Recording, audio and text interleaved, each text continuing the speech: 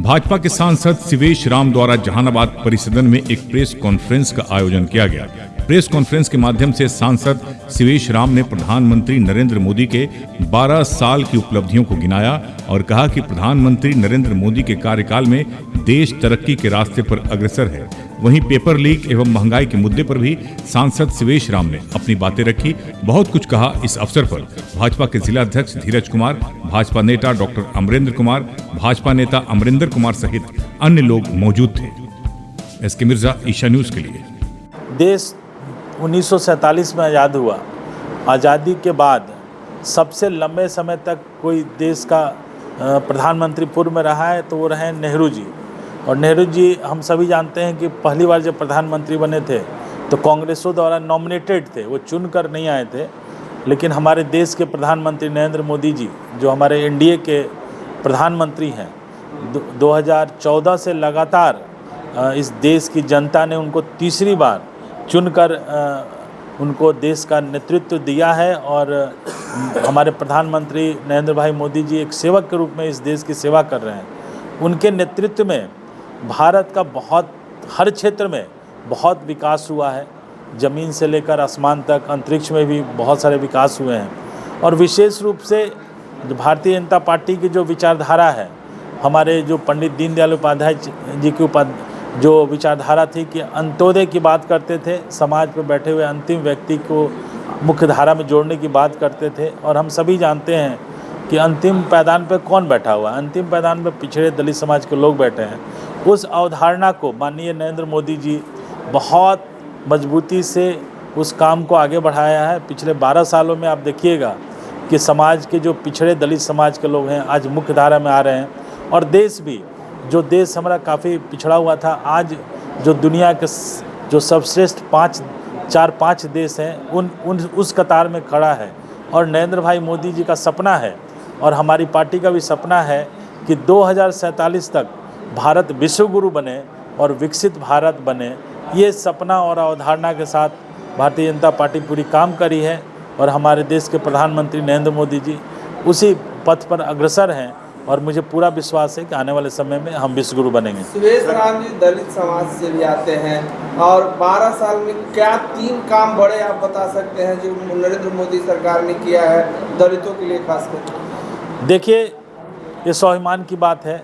देश के प्रधानमंत्री नरेंद्र मोदी जब पहली बार देश के प्रधानमंत्री बने, देश का जो प्रथम व्यक्ति होता है वो राष्ट्रपति होते हैं। जो पहली बार वो प्रधानमंत्री बने तो उन्होंने रामनाथ कोविंद जी जो एक अनुसूचित जाति वर्ग से उत्तर प्रदेश से आते हैं उनको राष्ट्रपति बनाने का काम किया। दूसरे कार्यकाल में हमने देखा कि समाज के अंतिम पायदान जो अनुसूचित जनजाति की महिला श्रीमती द्रौपदी मुर्मू को राष्ट्रपति बनाने का काम किया। बहुत बड़े स्वाभिमान और सम्मान की बात है। ये देश अम्बेडकर, पूजनीय अम्बेडकर जी का देश है। और हम देख सकते हैं कि देश की आज़ादी के बाद जो संविधान का निर्माण किया पूजनीय भीमराव अम्बेडकर जी ने, उनके सम्मान में कांग्रेसियों ने कभी खड़ा होने का काम नहीं किया, उनको भारत रत्न तक नहीं दिया। अब मैं धन्यवाद देना चाहता हूँ अपने अटल अडवाणी जी को कि जब बीपी सिंह की सरकार थी 89 में, तो अटल अडवाणी जी के सहयोग से और समर्थन से बीपी सिंह ने उन्हें भारत रत्न दिया। जब देश के प्रधानमंत्री अटल बिहारी वाजपेयी जी बने तो संविधान निर्माता बाबा भीमराव अम्बेडकर का, जिन्होंने संविधान का निर्माण किया, पूजनीय भीमराव अम्बेडकर जी का जिन्हें किया था, उनका एक तैल चित्र, ये फ़ोटो भी नहीं था पार्लियामेंट में। अटल जी ने जब प्रधानमंत्री बने तो उनका तैल चित्र लगवाने का काम किया।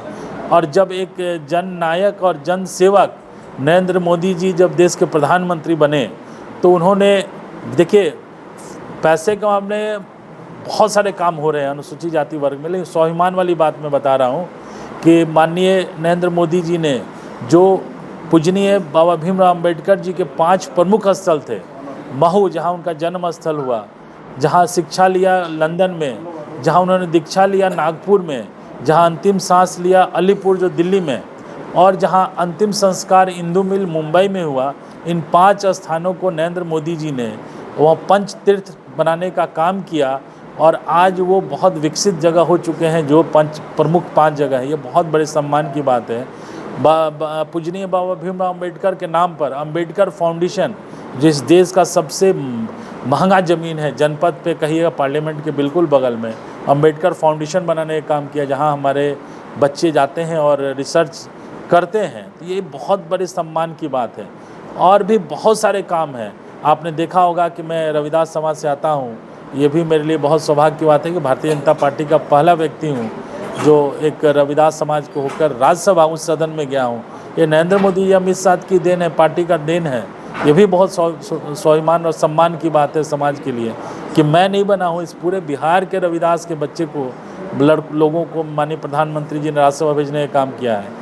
और जहाँ तक रविदास समाज की अगर फिर बात करें, माननीय नरेंद्र मोदी जी सागर में 100 करोड़ की लागत से जो रविदास का मंदिर बन रहा है उसमें स्वयं गए थे, स्वयं बैठे।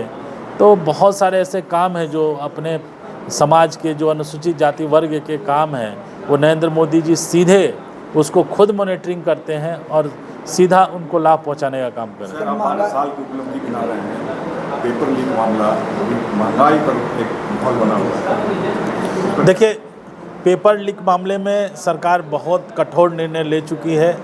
देश के प्रधानमंत्री जी इस पे बहुत सक्रिय हैं और आने वाले समय में कोई लोग बचेंगे नहीं। लेकिन मैं कल भी एक प्रेस में था, समाज कोई सरकार का ही समाज होता है, हमारी भी जिम्मेदारी बनते हैं। जो बच्चे जिनके गार्जियन ये काम करते हैं मैं उनसे भी अपील करते हैं, वो भी समाज के ही लोग हैं। आखिर ऐसे क्या कर सकते हैं? मैंने बच्चों को चोरी से एग्ज़ाम दिलाकर इस देश का भविष्य खराब करते हैं। मैं उनसे भी अपील करता हूँ, सरकार बहुत मजबूती के साथ किसी को कसने वाली नहीं है। सभी लोग जेल के अंदर हैं और जो लोग भी इसमें शामिल होंगे सभी लोग जेल जाएंगे। महंगाई की बात है तो अभी विश्व पटल पर आप देख सकते हैं कि जो अमेरिका और ईरान के बीच में युद्ध चल रहा है, जिसके कारण हमारे ही देश में नहीं अपितु कई एक देशों में, पाकिस्तान में भी आज ही देख रहे हैं कुछ 2 रुपया घटा है, पेट्रोल डीजल का दाम घटा है। तो युद्ध के कारण, परिस्थितियों के कारण आज डीजल पेट्रोल महंगा है। आने वाले समय में हम देखेंगे कि वो भी ठीक हो जाएगा। लेकिन अगर हम तुलना करेंगे पिछली सरकार के मुकाबले से तो हम बहुत शांत स्थिर हैं, बहुत स्थिर है। देश बहुत स्थिर चल रही है और महंगाई का दर है वह भी उतना ज़्यादा नहीं है।